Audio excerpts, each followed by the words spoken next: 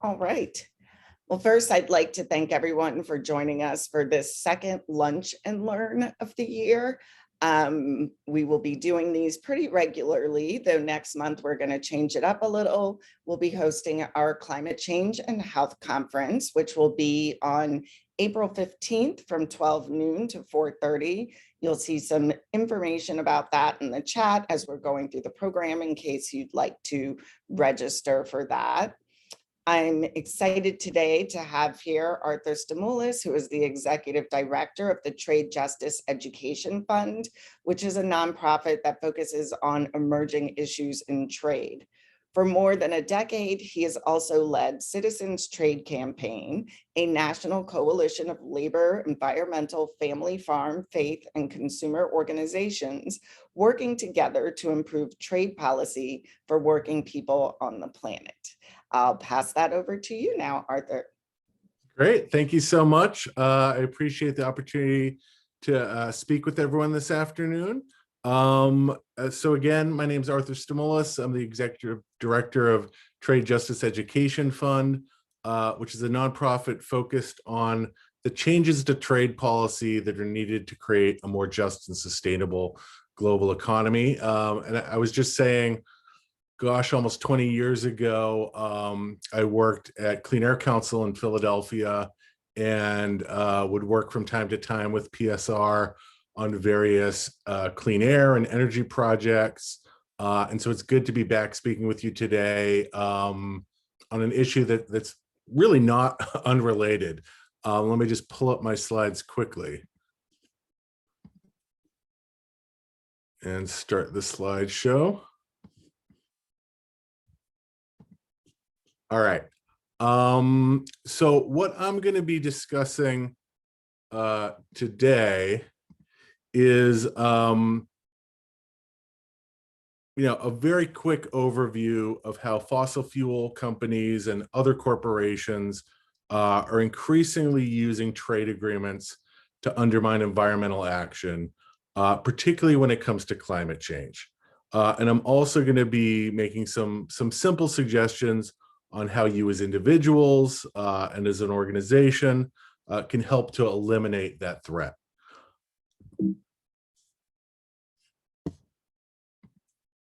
So just to start, like modern trade agreements can be hundreds, if not thousands of pages long. They set a very wide range of rules for the global economy, covering not just tariffs, but medicine patents, food safety standards, banking regulations, government purchasing preferences, internet policy. Basically, if there's something out there that involves public policy, trade agreements cover it. These are dense, they're complicated, they're far-reaching legal documents. But that said, they are not too complicated for ordinary people to understand. And, in particular, should not be too complicated for physicians to understand. And so if you strip aside all the various chapters and deregulatory agenda that people try to cram into these pacts, at their core, they still require countries to remove restrictions on the movement of goods and services across borders. They explicitly give companies the right to move goods across borders, the right to invest across borders, and guaranteed market access for goods and service across borders, quote unquote free trade. And to most people, that sounds very reasonable and frankly quite boring. I mean, I think for a lot of people, trade policy makes their eyes sort of glaze over. But as environmentalists, we have to remember that coal, oil, and gas are all goods moved across borders. Fossil fuel corporations are companies that invest across borders. They want to access markets across borders. And so government actions that limit the export or the import of fossil fuels can be considered a trade agreement violation. And, things that trade deals prohibit can include the obvious, like a literal ban on the export or import of fossil fuels. Related to that would be like a quota that restricts the volume of fossil fuels allowed to leave or enter a country. But any sort of indirect restriction on trade in fossil fuels is also covered. So if you start telling companies that they can't frack for oil and gas anymore, that obviously limits their ability to trade in oil and gas, and it affects their investments in oil and gas. If you start telling companies they can't build oil pipelines or natural gas export terminals, well, that also limits their ability to trade in oil and gas and affects their investments in oil and gas. And so if, as a climate activist, your ultimate goal is to leave fossil fuels in the ground, that's simply not allowed in modern trade agreements. And what ends up happening is that if environmentalists take steps to successfully stop a pipeline or export terminal from being built, to prevent companies from fracking, to ban the sale of certain plastic-made goods, any of that can be considered a violation of a company's trade agreement rights and thus subject to attack. And that's exactly what's happening right now. Late last year, the company TC Energy formally moved forward with a $15 billion suit under a trade deal called NAFTA, the North American Free Trade Agreement, or recently rebranded as the US-Mexico-Canada Agreement, but still NAFTA. And that NAFTA suit was brought against the United States over the Biden administration's refusal to grant TC Energy operating permits for the Keystone XL pipeline. And hopefully people remember Keystone. So Keystone is the pipeline that would have brought dirty tar sands oils from Alberta, Canada, down through the United States to export terminals and ports in the Gulf of Mexico for export around the world. The oil through these pipelines would have been far, far dirtier and even more carbon intensive than regular crude oil because the oil has to be literally removed from sand in a very, very energy intensive process. And so the pipeline was stopped in the United States only after years and years of campaigning by literally hundreds of environmental groups, countless individual activists. It was a hard fought, major win for people trying to head off climate catastrophe, and a ton of effort went into making that happen. And so in response, we now face a $15 billion trade suit from TC Energy. And in fact, just the other week, a second $1.3 billion suit was announced by the Alberta Petroleum Marketing Commission. So US taxpayers could end up being on the hook for up to $16.3 billion simply for saying, no, you can't build a pipeline that threatens the future of humanity. And to put that $16.3 billion figure in context, I mean, that's more money than the Biden administration asked Congress this year to fight the COVID pandemic, both domestically and globally. So, it can sometimes be hard to get a sense of the scale of dollar figures these days, but we're talking about a massive, massive amount of money. And of note, that $16.3 billion is roughly 5 times more than TC Energy and the Atlantic Petroleum Marketing Commission and anyone else spent on the Keystone project. And that's because TC Energy in particular is not just demanding that taxpayers cover the company's initial investment. Instead, the company is also seeking payment for its loss of future expected profits. And just let that sink in for a second. If taxpayers are required to pay the fossil fuel industry for their loss of future expected profits, every time climate activists manage to stop them from polluting, large-scale policies that limit climate pollution, policies that we need to survive, are going to become that much harder to enact. And the Keystone case, unfortunately, is just one of over 1,100 trade suits around the world right now. This map just shows a handful of them. Not all of the 1,100 have to do with climate change, but fossil fuel companies bring more cases than any other single industry, and more than 1 in 3 of all the new cases over the past decade have targeted policies affecting oil and gas extraction, mining, or power plants. And so let me just give you, a few quick snapshots to show that the Keystone case isn't, isn't that unusual, unfortunately. So the one on the screen right now is Lone Pine versus Canada. A US company is demanding over $100 million from Canada because the province of Quebec banned fracking under the St. Lawrence River. That apparently is a trade violation. This is a case called the Vattenfall versus Germany, in which a coal-fired power plant that had its operating permits denied in Germany over air quality standards used a trade challenge to persuade the government to reinstate those patents, and we suspect also won an undisclosed payout. The outcomes of these cases, when they're settled, often is hidden. The details aren't always published. Another case that's been in the news a bit is Chevron versus Ecuador. The short story here is that an Ecuadorian court order that had required Chevron to pay $9.5 billion to clean up oil spills in the Amazon and to provide health care for affected indigenous communities. That was overturned in a trade tribunal, and there is now a demand pending that the government pay the company instead of the company paying the people who are affected by the oil spill. The exact dollar amount in that decision is still to be determined, but Chevron won. And to date, corporations have won the majority of cases that have made it to decision. The average amount awarded in each case has been $438 million, and some awards have gone into the billions of dollars. And even before the Keystone cases were filed, companies were known to be seeking over $500 billion in their various cases, just the ones for which we had dollar figures attached.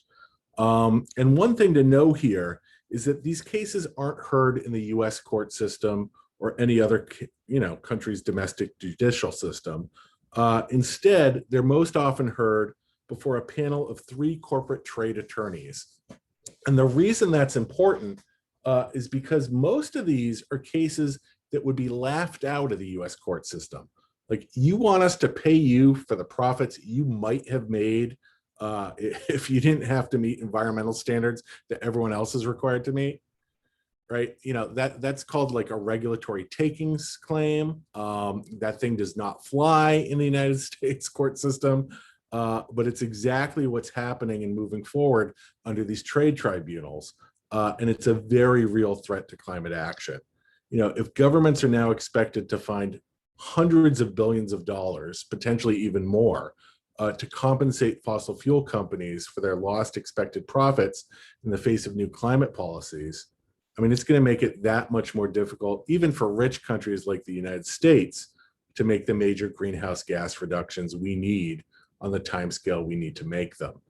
And for low and middle income countries, they have less money to burn here. They may find it's too difficult to rein in fossil fuel companies at all. They just don't have that money hanging around. And even if they did, even if the U.S. could pay all these suits off, allowing these trade attacks to move forward would mean a massive amount of money wasted on payouts to polluters rather than invested in things like green energy, public transportation, disaster relief, a just transition, the things that we need to pay for to survive climate change beyond just reducing greenhouse gas emissions. And I should also point out, it's not just policies that restrict fossil fuel projects that are being attacked under these trade deals. The pacts are also being used to attack government's green energy projects as unfair subsidies. The basic argument being like, look, we should let the free market reign. And if governments are subsidizing green energy, that's a disadvantage to other forms of energy. And for example, in 2019, the World Trade Organization, the WTO, ruled against solar panel incentives that were put in place by the states of California, Connecticut, Delaware, Massachusetts, Michigan, Minnesota, Montana, and Washington state. That case was what's called a state-to-state dispute resolution case. It was brought against the United States by the government of India. And that case in itself was in retaliation for a case brought by the US government against India's use of solar panel incentives. So this is a big problem. Fortunately, the solution to this problem is really straightforward. We just need to make climate policies immune from trade agreement attacks.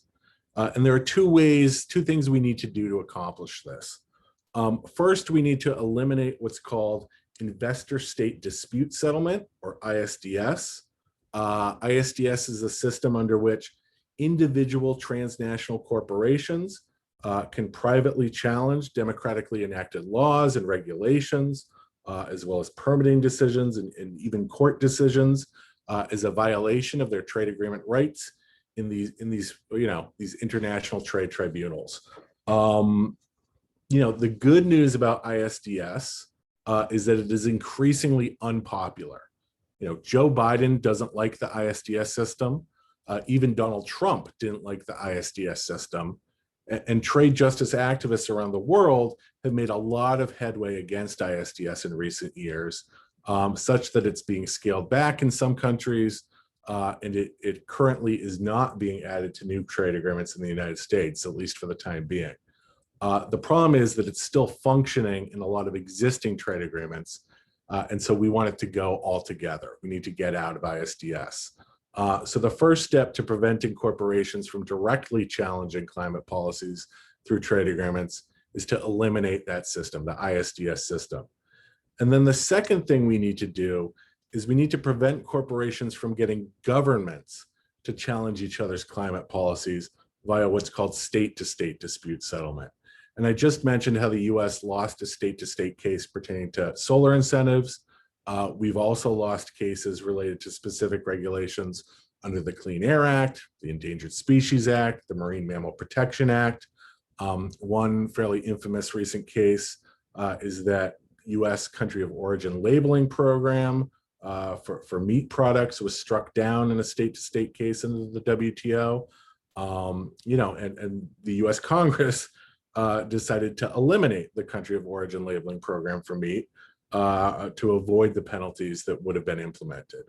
And so when it comes to climate change in particular, we need to stop all of these attacks. And the most straightforward way to do that is with what's called a peace clause, under which all countries agree, we're not going to use trade challenges to attack one another's climate policies.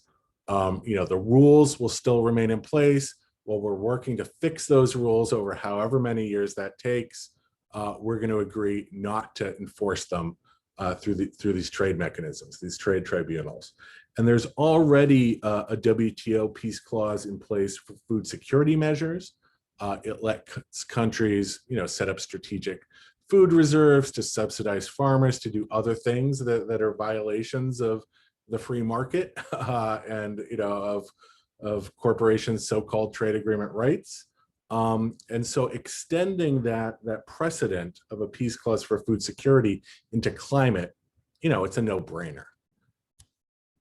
And to close, let me just say that the reason I'm here today talking about this issue is that we have a real opportunity to eliminate trade pacts to climate action altogether right now. Many of the key players in the Biden administration, including the president himself, the vice president, his US trade representative, they all have the right inclinations on this issue. The European Union also is starting to get annoyed about all the hits that they've been taking under these trade rules as they start to implement more and more climate policies. And frankly, a lot of other countries were bullied into joining this system and these trade rules by the US and the EU in the first place, so they never liked them. And so the momentum to fix this problem is absolutely on our side. More so, change on this issue can be done in the United States, at least, through executive action, meaning this isn't something that needs to be approved by Congress, so Republicans can't block it, Joe Manchin can't block it. The White House could do this themselves. The issue is just getting enough attention on the issue to help them prioritize it and feel like they have the political cover they need to take action on it. So we can absolutely win here. The challenge we face is that even among climate activists, most people still don't even know that this issue exists, right? And so we need to implement what we've often called in the trade world, the vampire strategy, right? We drag this bloodsucker out of the shadows into the light of day and watch it burst into flames. The more people know about it, the harder it is for this thing to defend, and the easier it is to make change. And so I'm here today asking for your help in two ways. First, we're helping to circulate an organizational sign-on letter to the president about this issue, encouraging him to prioritize it and to make change. That letter is already signed by national groups like the Sierra Club, Greenpeace, Friends of the Earth, the Center for International Environmental Law, the Sunrise Movement, as well the majority of signers being groups at the state and local level. We'd really appreciate it if your group would sign on too, and if people are listening from other organizations, we'd love to have you as well. And then second, in early April, we're going to be circulating a social media toolkit with template Twitter and Facebook and Instagram posts about this issue, particularly calling out that, TC Energy's suit over the Keystone XL pipeline is poised to cost over $100 per taxpayer. So we're going to be pushing that out during tax season, and also juxtaposing the cost of that suit against some other government programs. We'd love your help, really each of you as individuals, but also as an organization, to post some of that information about the issue to your accounts, just to help spread the word. And, I'll make sure that the organizers get the sign-on letter now and the toolkit in the coming weeks, but just taking those two steps alone would help us out tremendously. As I said, the administration's inclinations on this are in the right place. The supporters of these sort of trade attacks are very much on the run right now. We really just need your help getting more attention to this issue, so that we can win and make a difference and ensure that fossil fuel companies are no longer using these trade agreements to undermine climate action. I mean, the time we have left on this planet to make serious change is so short. We can't be spending years trying to comport climate rules with these arcane trade rights for fossil fuel companies. We need to just take this issue off the table completely. So that is it in a nutshell. I think we have time for questions now, but here's my contact information. If anyone wants to get in touch afterwards, please follow us on social media at Trade Justice Ed on Twitter is our most used social media account, but our Instagram and Facebook pages are also up there. And I think that's about it. Thank you so much, Arthur. I have to admit that this whole presentation has been somewhat mind-boggling. I had no idea that this was an issue, and I'm glad that you said this is something we need to bring out of the shadows. I absolutely agree. I do have a question about these cases that are happening in the US, just out of curiosity. Approximately how many of these cases would you say are happening annually? Yeah, no, that's a great question. So like I said, there are 1,100 cases pending right now. Most of them, frankly, are targeting developing countries rather than the US and the EU. The US and the EU, I mean, particularly the US, have been hit much harder by the state-to-state dispute resolution than the investor-to-state dispute resolution. That said, this Keystone case really needs to serve as a wake-up call that, just with one issue, one, minor permitting decision, really, in the grand scheme of things, could end up costing $16.3 billion. I mean, not only is that bad for the United States, but it really creates this sort of chilling effect for developing countries, such that, even, these cases can take like 4.5 years to play out on average. And so we'll see what happens, even if the United States eventually ended up winning, and I'm not sure that's going to happen.